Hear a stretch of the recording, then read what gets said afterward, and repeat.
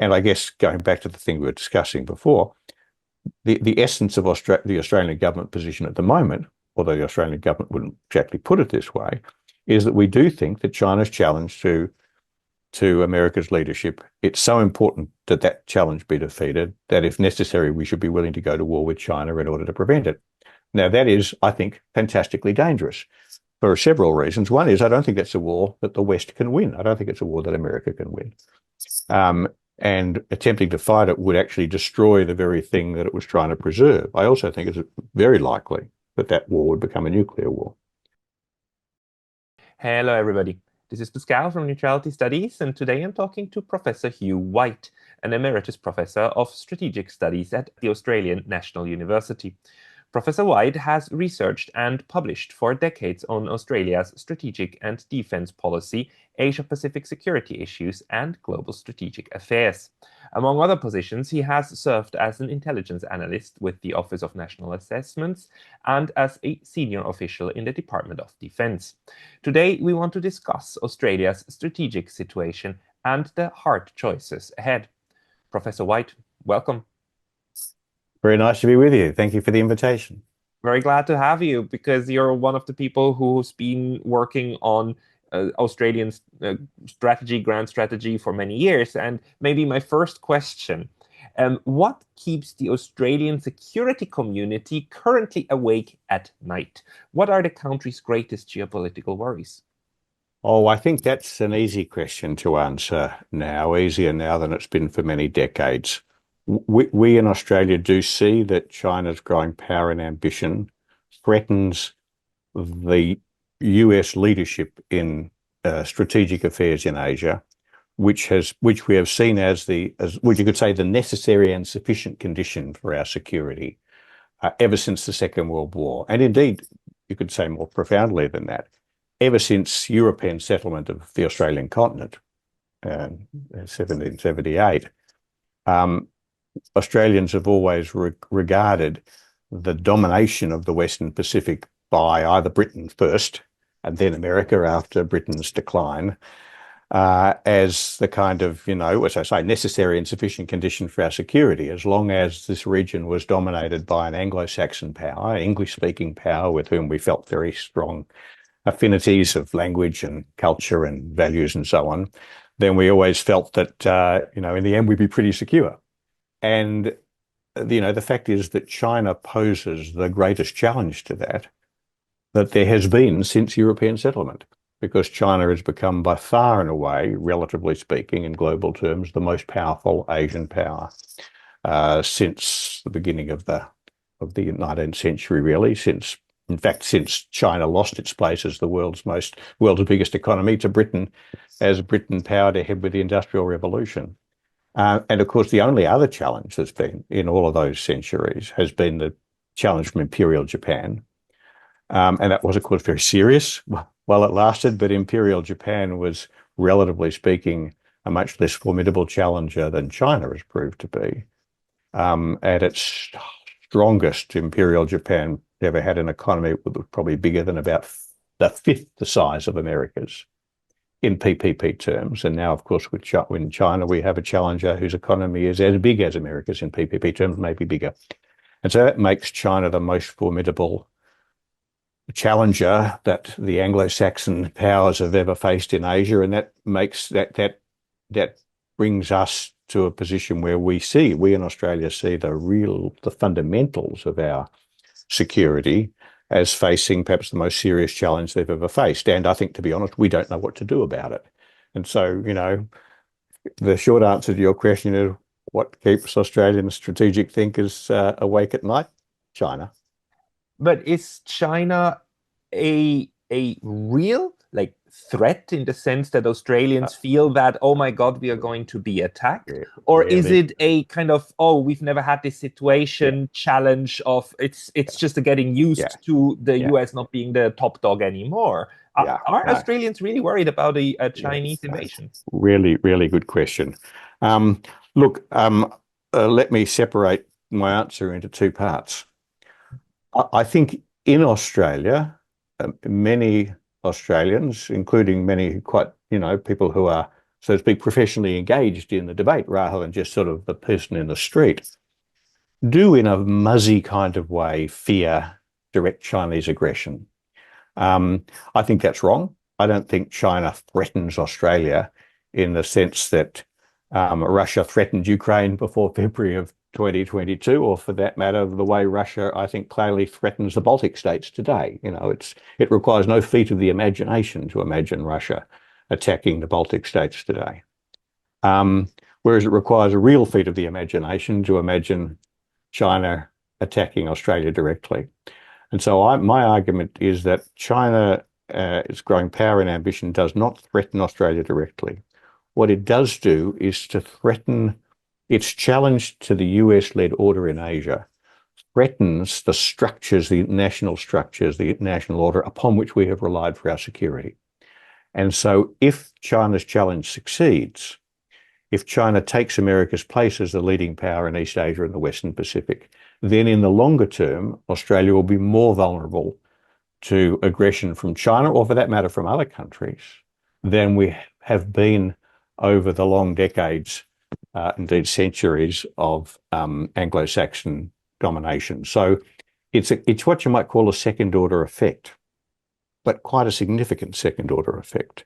Australia has always believed that we could not defend ourselves independently, that we had to rely on what one of our former prime ministers called a great and powerful friend to keep us safe in our strange, anomalous position on the margins of Asia. And so even Australians who don't believe that China threatens Australia directly still understand that China's rise and its challenge to the United States, if it succeeds, will constitute a fundamental change in our strategic environment and require us to think about our security in very different ways. So in a sense, it's less a perception of direct threat, and it's rather a deep-seated insecurity about what's going to come that emanates toward Australia. Yes, that's exactly right. Now, whether that insecurity is rationally based or not, of course, only history will judge. And much depends on what kind of hegemonic power China turns out to be, if it does indeed succeed in achieving a degree of hegemony in East Asia and the Western Pacific. I think it will, as a matter of fact. So I think we have to take these challenges very seriously.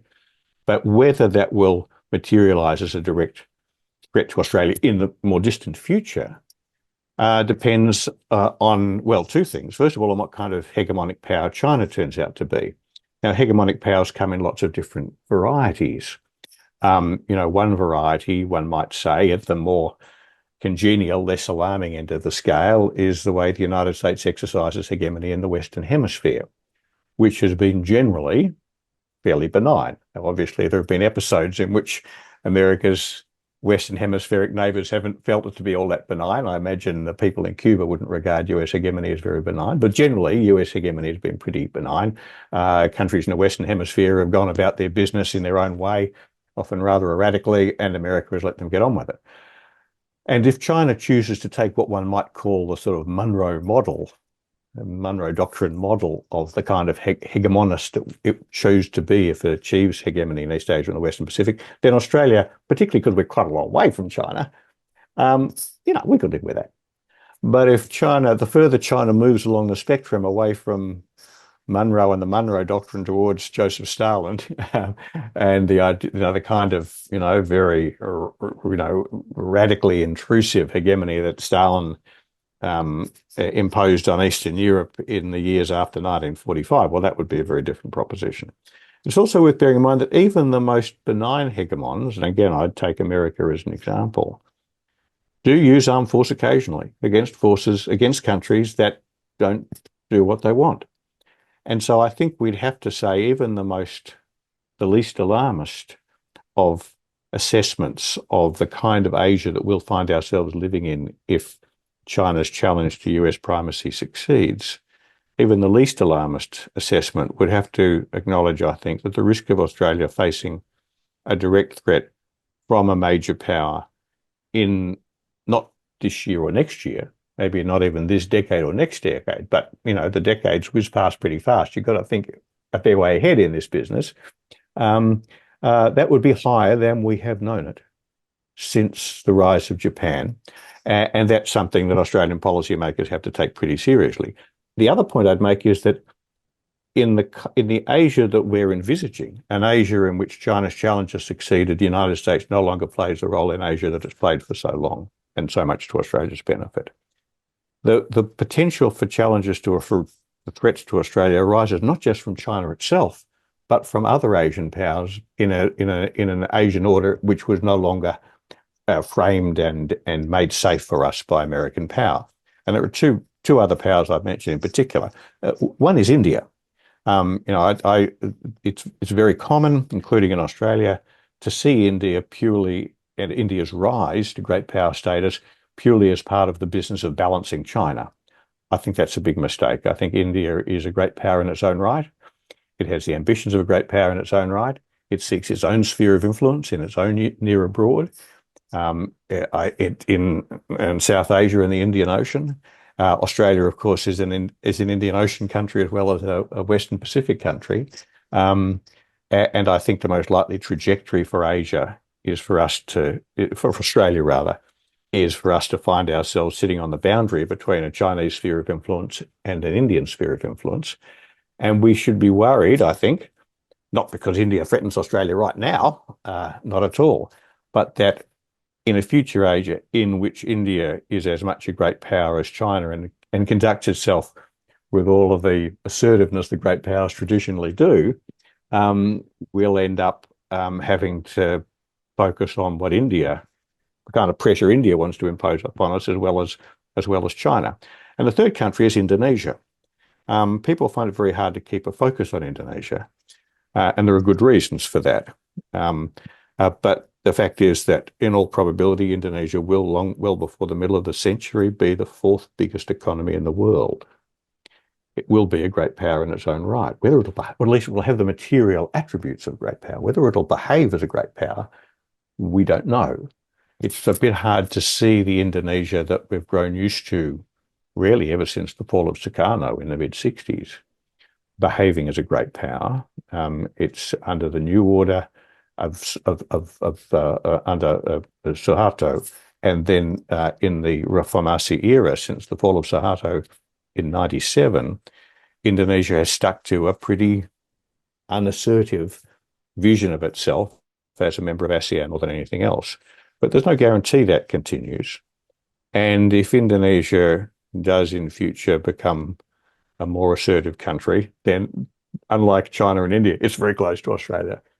And so that's another issue for us. Again, I don't think Indonesia threatens Australia at all at the moment, but no prudent framing of Australia's longer-term strategic future can afford to overlook the possibility that unless relations with Indonesia are managed very well, and I might say managed a lot better than they've tended to be in the last few decades, then the risk to Australia that relations with a much more powerful Indonesia would become problematic in future decades is not one we can overlook. So I do think it's legitimate, appropriate, prudent for Australians to recognise that if China's challenge to US primacy in Asia succeeds, if China takes America's place in East Asia and the Western Pacific, if India becomes the primary power and establishes a sphere of influence in South Asia and the Indian Ocean, if Indonesia realizes its destiny and emerges as a great power in its own right, Australia will be living in a very different, much more difficult strategic environment in which it will have to manage its strategic affairs much more alone in the face of much bigger potential threats. And that will be more demanding for our diplomacy to make sure those threats don't emerge, and for our strategy, our military policy, to make sure we can deal with them if they do. And the last point I make, I'm sorry, that was a long answer to your question, but the last point I make is that, one thing that Australians do feel is that we're very alone. It's hard, I think. I often find in conversations with Europeans that Europe has achieved so much in the decades since the Second World War of drawing itself together. And, there's all the, peculiarities of the EU and, of course, Switzerland's special place in that unfolding framework and so on. But still, I think Europeans sometimes find it hard to recognize just how alone a country like Australia can feel, because we do feel our Western roots very deeply, and we do feel a long way from Europe. 偷偷告诉大家，我最近发现了新法宝 Royal Face 逆时奇迹系列，它有活肤露、全效精华，还有精华霜。尤其我皮肤比较偏干，所以我非常的注重保湿。保湿做得好，肌肤自然烹饪。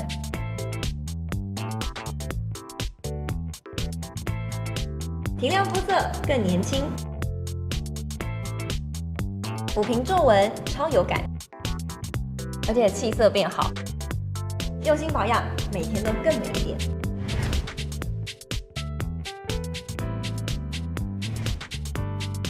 美吧。